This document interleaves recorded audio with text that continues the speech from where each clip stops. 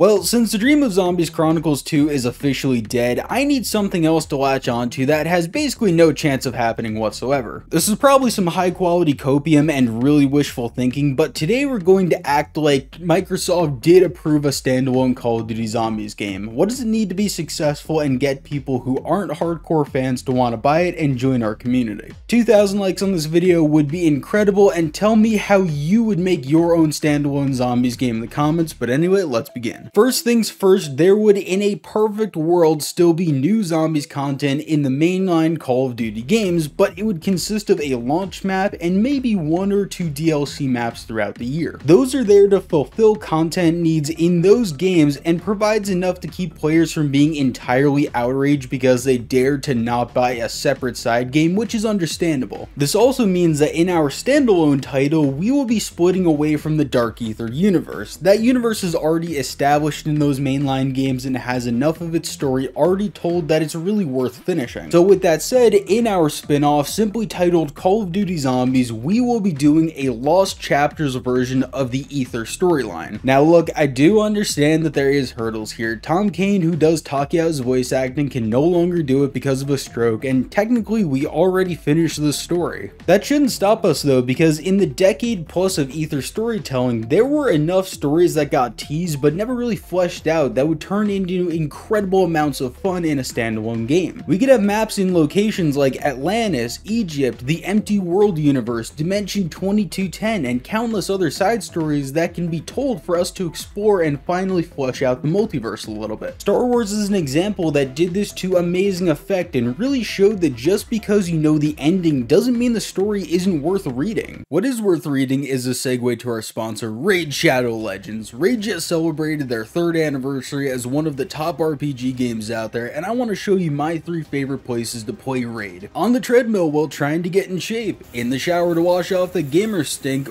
or even when playing with a naughty kitten who's going on a rampage. Raid has a ton going on right now. There's a brand new event for the summer solstice called the Path of Light. There's some awesome new champions coming out and a set of skins for the amazing Trunda Gill Mallet. That's not it though, there's more, because Raid is running a special Deliana Chase event where you can get your hands on the amazing Deliana, a brand new legendary champion from the High Elves faction, just for logging in. All you have to do is log in and play Raid for 7 days between now and July 20th, and you will get Deliana for free. Right now is the best time to play Raid. If you click the link in the description or scan the QR code here on screen, you'll get bonuses worth $30. We're talking an epic champion named Tyrell, 200,000 silver, 1 energy refill, an XP boost, and an ancient shard. All of this treasure will be waiting for you here. It's just that simple. And for all new players, just enter promo code MyDeliana to get your hands on everything, along with 50 XP brews and a ton of silver. Thank you to Raid for sponsoring this video. So now that we know what story we are going to be telling, how are we going to tell it? Well, I would have this game start as a real campaign rather than just round-based zombies maps. I know that sounds blasphemous to some people, but hear me out again. Our campaign begins with a long cutscene that is a retelling of the Tag der Toten campfire chat. Primus Richtofen is talking about all the adventures the Kernorium has told them of throughout the multiverse to the other members that are sat around this fire. He begins with the journey he personally took on with the rest of the Primus crew to recover an artifact he thought could bring down Dr. Monty, Dimension 104, where they were dropped into a futuristic hellscape where the Japanese actually won World War II. This was only possible because they actually developed nuclear technology and turned on Germany in the final days of the war. Takeo is finally allowed to confront his demons with the Emperor's betrayal from Zetsubo no Shima. We obviously then have to fight our way through a zombie-infested version of Tokyo to reach the Emperor's palace and restore Takeo's honor, metaphorically speaking. The Emperor himself is actually the final boss, and he doesn't go down very easily, as he either mutates himself into a crazy Panzermortar looking zombie with the artifact that we came looking for in the first place, or he uses the artifact to summon it. I'm not really sure which,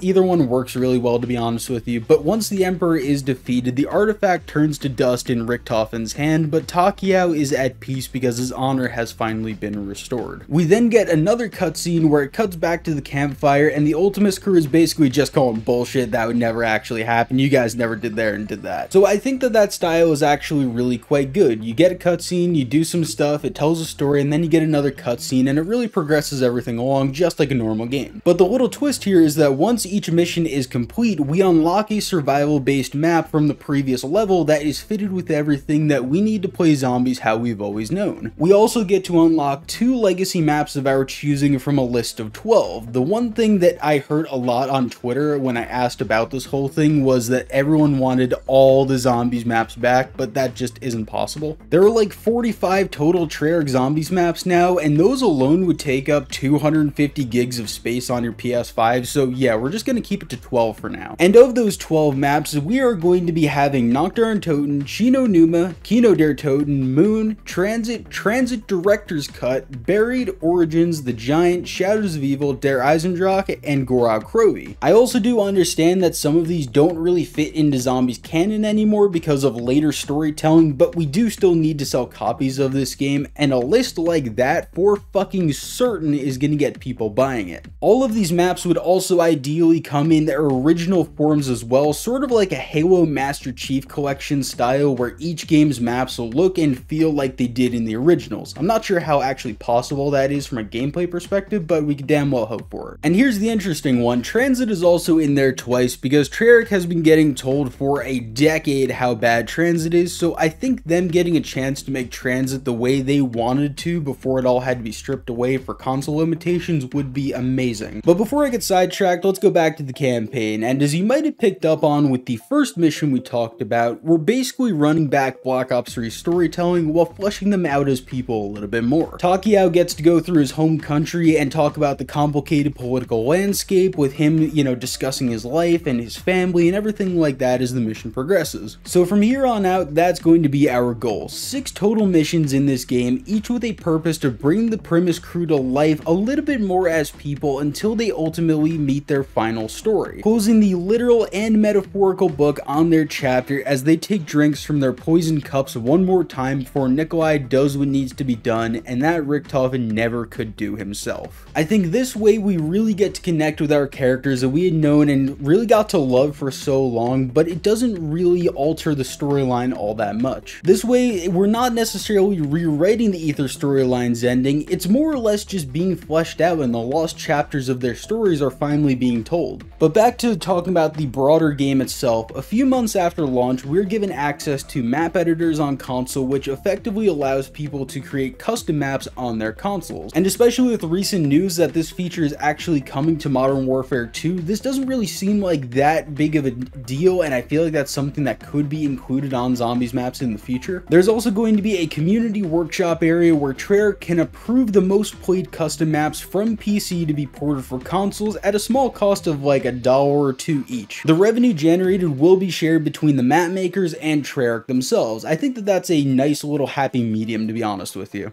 Because it might seem dumb, like why don't you just have all custom maps on console, but the problem is that those consoles aren't really designed with custom tools like that in mind, so we need to find some sort of compromise here. These will also help Treyarch get funded along the way, and smaller mods that aren't really full maps will always be free no matter the platform. Only the maps will be the ones that have any sort of cost. And speaking of cost, I'm also setting the cost for this project at $30, because at the end of the day, it is just a zombie experience. When you talk about a mainline Call of Duty game, you are getting the campaign, the multiplayer, usually some little side mode additionally, and zombies at this point, along with Warzone. So I think $30 is fair just for the zombies portion of this, and honestly, zombies is very surface level and has a lot of hidden layers underneath that a lot of people just don't get, so they're not going to be playing this game as much as hardcore fans like us. And for those hardcore fans that I'm talking about, there is also going to be a yearly pass that costs $30, which gives you access to maps that are added in the future and a free custom map to download on console every single month. Yearly passes aren't everyone's thing, I know that from watching the Destiny community a little bit, but you get a really great value at launch for half the price of a normal game, and the extra money gives Treyarch the resources to keep the project going for much longer. So with that said, I think I've covered a lot of the basics because there is so much more to be talked about that I haven't even covered 1% of the ideas that I and the rest of the community would have for a game such as this. Right now is a very weird but interesting time to be a Zombies fan, and this is how I would structure my Call of Duty Zombies standalone experience. Tell me how you do it in the comments below, and make sure to download Raid Shadow Legends.